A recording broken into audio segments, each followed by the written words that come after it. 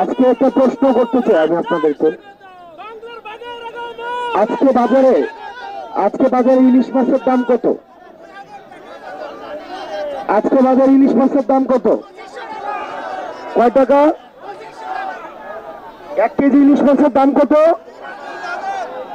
2500 টাকা। 1 কেজি গরুর মাংসের দাম কত ভাই? কত টাকা? 800 টাকা।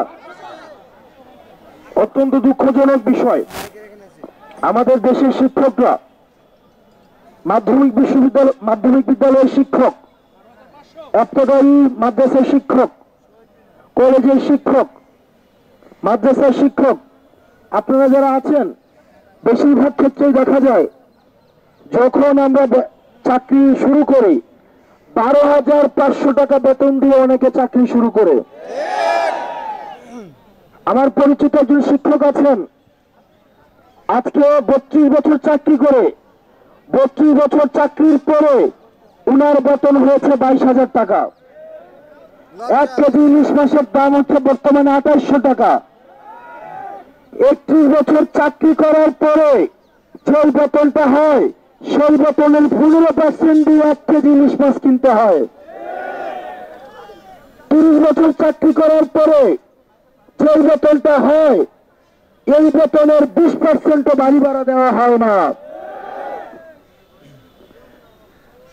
আমাদের দেশের সরকার, আমাদের দেশের জনগণ, আমাদের দেশের শিক্ষকরা, ওনারা নিজেদের জীবনযাপন করে হচ্ছে দ্বিতীয় শ্রেণীর, তৃতীয় শ্রেণীর আর চতুর্থ শ্রেণীর নাগরিকের মতো জীবনযাপন করে। আর আমরা মনে করি, আমরা প্রত্যাশা করি যে তারা প্রথম শ্রেণীর নাগরিক উপহার দিবে।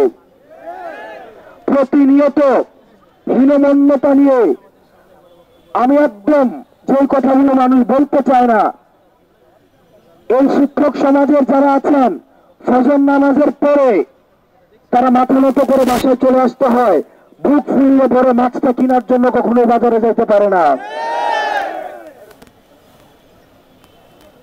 আমরা দেখেছি পরিপাটি হয়ে তাদের সবসময় সমাজে থাকতে হয়, 8-5টা মানুষের মতো তারা সমাজে থাকে না। বসুন্ধরা টিস্যু, অশুদ্ধতার বিরুদ্ধে এক বিন্দুও ছাড় নয়। কারণ শিক্ষকরা হচ্ছে সমাজের উদাহরণ স্বরূপ, তাদেরকে উদাহরণ দেওয়া হয়, কিন্তু তাদের বেতন হচ্ছে মাস শেষে 15,000 টাকা, 16,000 টাকা, 18,000 টাকা, 20,000 টাকা। তাদের থেকে সমাজ প্রত্যাশা করে, তারা যদি বিয়েতে যায়, সমাজে প্রত্যাশা করে তারা 5,000 টাকা দিবে। তারাকে মাসুলে তাদেরকে সভাপতি বানিয়ে বসে থাকে, কবরস্থান ঈদগাতে তাদের থেকে প্রত্যাশা করে, কিন্তু তাদের ঘরে দিন শেষে, মাস শেষে বেতন হচ্ছে এবারে যে 15,000 টাকা, 12,500 টাকা।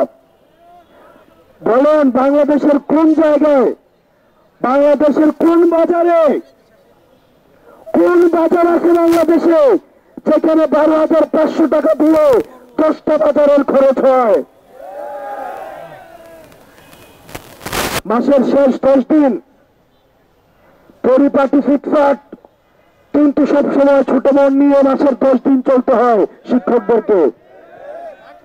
মাসের 20 তারিখের পর থেকে পরবর্তী প্রত্যেকটা দিন একদিন করে 30 তারিখ পর্যন্ত বেতনের জন্য অপেক্ষা করতে হয়। একটা তৃতীয় শ্রেণীর, চতুর্থ শ্রেণীর, দ্বিতীয় শ্রেণীর নাগরিক কখনোই প্রথম শ্রেণীর নাগরিক গড়ে তুলতে পারে না। প্রিয় শিক্ষক সমাজ, আমরা যদি বিদেশে দেখি, সবচেয়ে গুরুত্বপূর্ণ সেক্টর হচ্ছে শিক্ষা খাত। আর আমরা দেখি বাংলাদেশে সবার খাওয়া দাওয়া শেষ করে যদি কিছু বাকি থাকে, তাহলে সেটা হচ্ছে শিক্ষক সমাজের জন্য বরাদ্দ। আপনি শিক্ষকের জন্য গ্রামের ভাষায় কথা বলে, তেল ছাড়া মাছটা হইতে হবে একদম কি, আমাদের তেল দিবেন না কিন্তু মচমচে মাছ ভাজা লাগবে। শিক্ষকের বেতন দিবেন না, কিন্তু পড়া হইতে হবে ইন্টারন্যাশনাল মানের। বেতন দিবেন হচ্ছে সবচেয়ে খারাপ, কিন্তু পড়াশোনা আপনি প্রত্যাশা করবেন ইন্টারন্যাশনাল মানের। এই রাষ্ট্রীয় প্রশাসন স্বাধীনতার পর থেকে 71-এর পর থেকে এই রাষ্ট্রীয় প্রহসন এটা অব্যাহত রয়েছে। কিন্তু জনাব নাহিদ ইসলাম এই শহীদ মিনারের প্রাঙ্গণ থেকে এক দফা ঘোষণা দিয়ে পুরান রাষ্ট্রীয় বন্দোবস্তের পতনের ডাক দিয়েছে। তারপর থেকে পুরাতন রাষ্ট্রীয় বন্দোবস্তে এই রাষ্ট্র চলতে পারে না, শিক্ষকদের সাথে অবহেলা করা চলতে পারে না। আমাদের শিক্ষকদেরকে দ্বিতীয় শ্রেণীর, তৃতীয় শ্রেণীর, চতুর্থ শ্রেণীর নাগরিকের যে জীবন, সেই জীবন মান নিয়ে আর তাদেরকে চলতে দেওয়া হতে পারে না।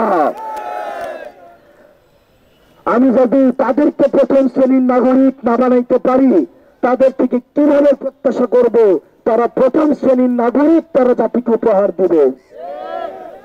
সেজন্য এই সরকারের কাছে আমাদের প্রত্যাশা ছিল এই অন্তর্বর্তীকালীন সরকার পুরনো সরকারের পথে হাঁটবে না, বরং এই অন্তর্বর্তীকালীন সরকার হবে একটা শিক্ষা বান্ধব সরকার।